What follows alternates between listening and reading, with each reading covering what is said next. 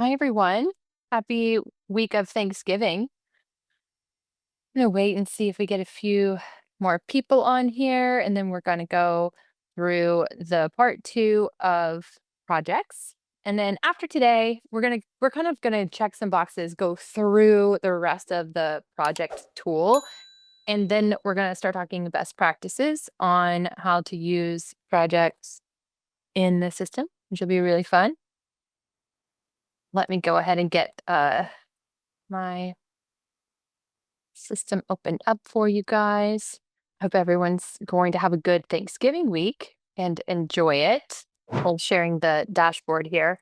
So I'm back in my projects on a test project. And what we want to focus on today is the other areas of the system. So we're going to go measurements, quotes, and orders. And all three tabs kind of work together. Measurements drive your quotes, quotes drive your orders. And then once you understand how they all connect, it makes the entire process so much smoother. So let's go ahead and jump in. We're going to start with the measurement tab, measure tab. This is where you're going to store all of your measurement reports for a project, whether they're pulled in through our integrations or entered manually. So I want to start with one quick but really important recommendation. If you use Eagle View, Hover, GAF Quick Measure, or Roof Scope, make sure you go into your integration section inside Proline settings and connect those accounts. With our native integrations, you can order measurements directly through Proline and have them automatically download straight into your project. So much easier than juggling files outside the system. You can also, so I can create a new measurement report here, name it, and I can also import. Let's take a look here. I can edit this. I can add structures, as many as I need to have multi-structure quote here. And then I can enter in manually all of these different numbers, whatever makes the most sense. If you have already ordered the reports outside of Proline, or if you're using Hover, you can click import as well. And Proline is going to search based on the project address and pull in that report for you. I don't have an integration on this demo account, so I won't be able to show that to you here, but that's what it will look like if you have your integrations. I do want to touch on where those are. So we're going to go over to our menu and integrations. And you will choose the appropriate integration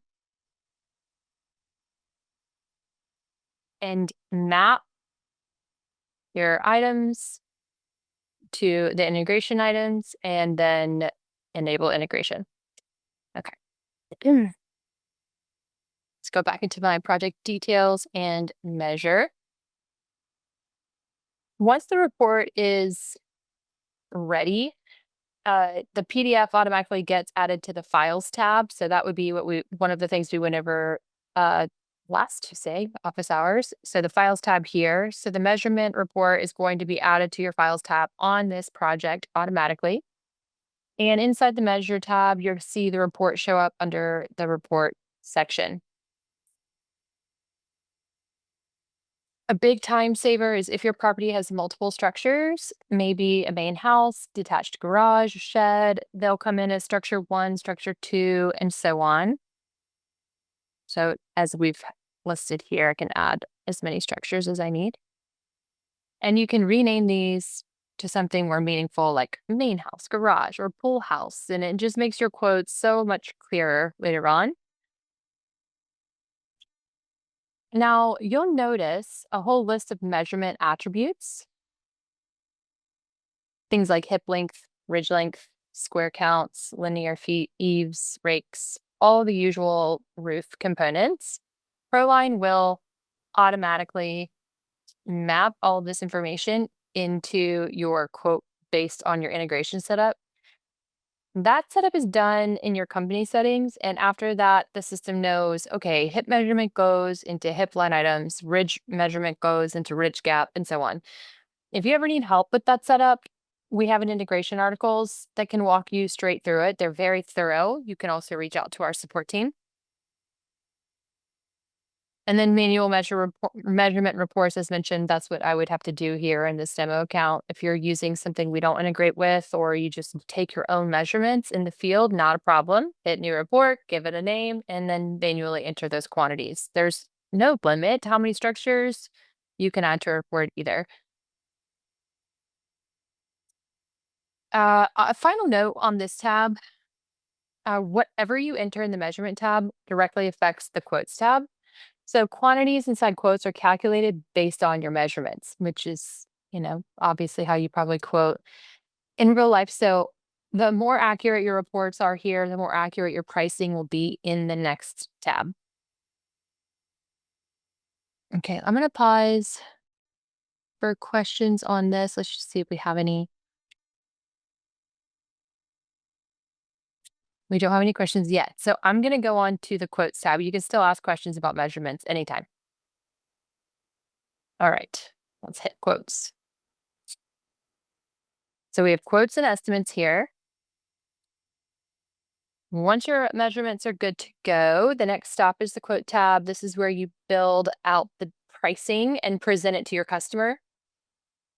Inside this tab, you'll see the two sections, quotes and estimates. And here's how to think about them. And quotes are your retail pricing, preset templates, homeowner facing proposals. Estimates are great for insurance work, allows you to compare insurance payouts versus your cost of materials and labor. And the estimate section is awesome for spotting profit gaps or items insurance missed, like supplements you need to submit. So when you click to create a new quote, you'll see a list of templates here. Multi-option. You're going to have as many templates as you have loaded into your account. I have a few here. Detailed pricing, multi-option. Let's go with that. And I have all of my structures.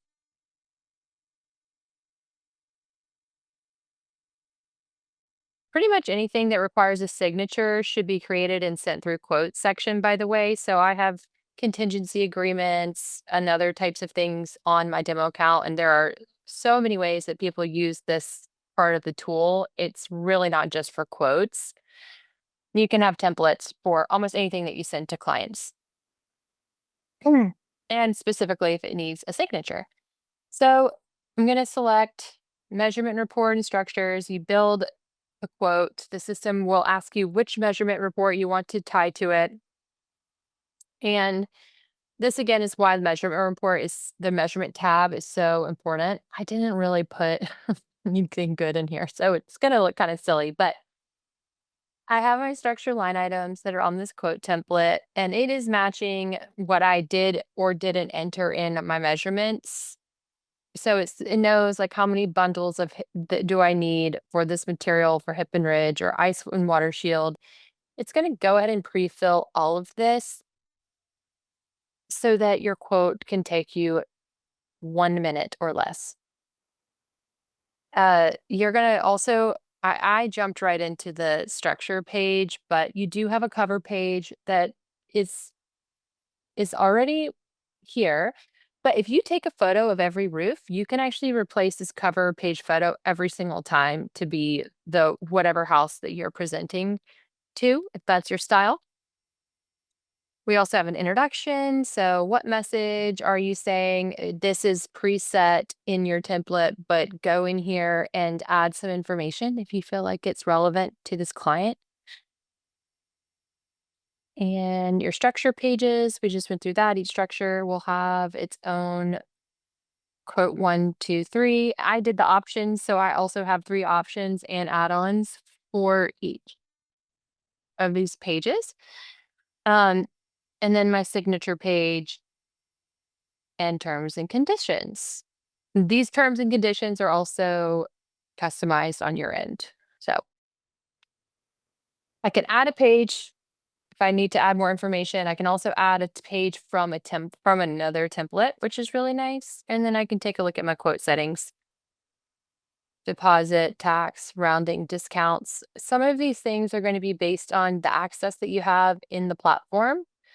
So if you don't have uh, the user permissions to change some of these things, that could be, you may not see everything that I'm showing you, is what I'm trying to say.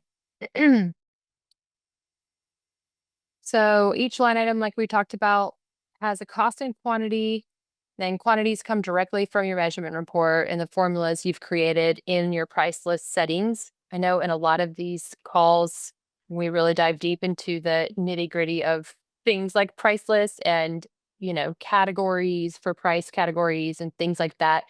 All of these things are the backbone of the system and how you can build your quotes, and then how your users, specifically sales in this case, can just take this quote and immediately have at their fingertips an accurate quote to send to a client where they know they're not losing money, they know you're not losing money, and all of these things. Um, I can I present a little bit of work? Yes, I have my 5-year-old and at home. Okay, editing, quote settings. So you can also adjust things like profit margins, deposit percentages, payment schedules. Those would be the things that I would say specifically you may or may not have access to, just depending on the type of user that you have. If you're the owner of the account, you have access to everything. Once your quote looks good, you can send it straight to the homeowner for e-signature. They track acceptance, rejection, and updates. So it's all documented inside the project. You can also look at the budget planner before you send it and double check your costs, taxes, commission estimates, things like that before you send it. And you're going to want to do this based on each option. So let's say structure one, let's say they went with a good option. We're just testing. What if they did these things, right? They just did the most basic option. Here's my total price and my cost estimate, and then my commission estimate. So, and my margin. And each of these things expands so that you can take a look at everything happening, how we're getting to these calculations before you send the quote. It is very critical to do this before you send the quote. Don't try to update the pricing or cost later. You can add things because things come up, but you do really want to have a good idea of what's going on before you do this job. Okay, go ahead and close down that quote. And I can take a look at it. Here's that quote. And then I can also send it. I can send it and send it by email and by text. Here is my quote. It is pretty basic because I did not add a lot of information on here, but that is what your client will see.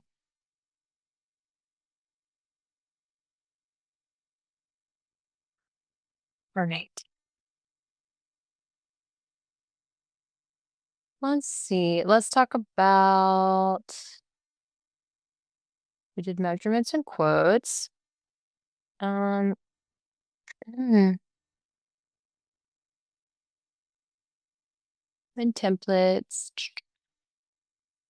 I want to make sure that, let's go over orders. Okay. When your quote is accepted, the next place we want to go is to the order tab where you turn your quote into an actual material order. Let me sign this quote.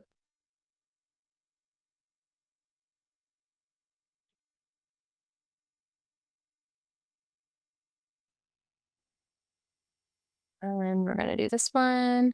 Good option. This one. Better option for fun.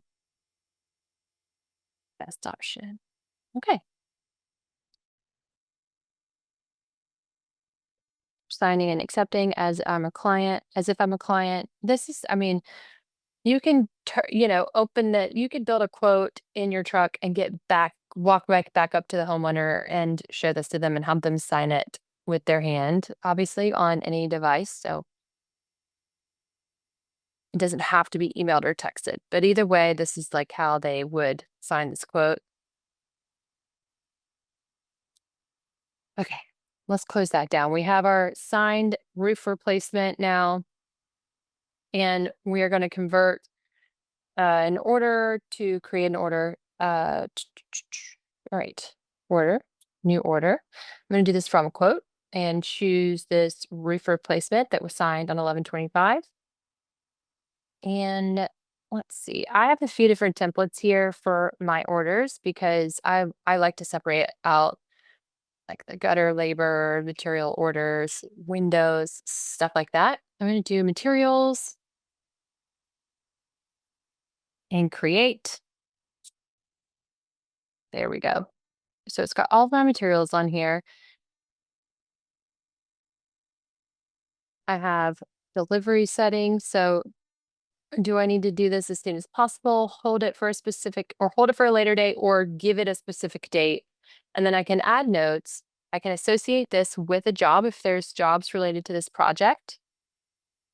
I can update the photos, update the terms, and add images and other attachments, whatever is helpful for your material order. Take a look at that here, order number 1009, and this is the information. These are all of the items marked as materials in on this project that were in this quote and accepted with the appropriate quantities. It also has you have the ability again to separate stuff out. So if I don't want certain information like lifetime boots or stuff like that on this material order, I need this separate. You can always separate these things out in your templates. It's super easy to do it. And that way it doesn't even come up here whenever you create the order. We can get as organized as you need to get. Okay. So if your company is connected to distributors or vendors like SRS or like QXO, you can still build out the order manually using the same materials. Where's the lock on the door? Go open it. I did, but no one was there. I'll go if anyone is. Come say hi since you're sick, since you want to be here in this video right now. Hi. All right, I'll come in there in a minute. So we are on vacation for Thanksgiving. We're down in Savannah where my family is and hanging out for the week, and she's having fun. Okay, so I created an order here. I can send it or download it and send it. You can also create manual orders or send your orders with one of the integrations. You can create as many orders as you want. You can fully edit orders after they're created, but depending on your workflow, you may need to resubmit if you've already pushed it to a vendor. These are things you're going to want to talk through with your account manager so that everything this is so customizable. We want to make sure that we're matching whatever your process is. So I'm over here talking very generally. You're going to want to go in and make sure that these things are set up that in a way that makes sense for your business. And just like the quotes tab, what you can update and submit just depends on your permission. Some users will only be able to view or create drafts, while others can submit and update them. Um, and finally, orders usually tie directly into your production process. So they help production managers confirm materials, schedule deliveries, track what's on site. Keeping them up to date is super important. Next week, we're going to talk a little bit about how this impacts your budget in this section as well. So we're going to go over jobs, billing, and budget. And everything that we're doing here directly impacts our budget tab, which we'll probably spend the most time on.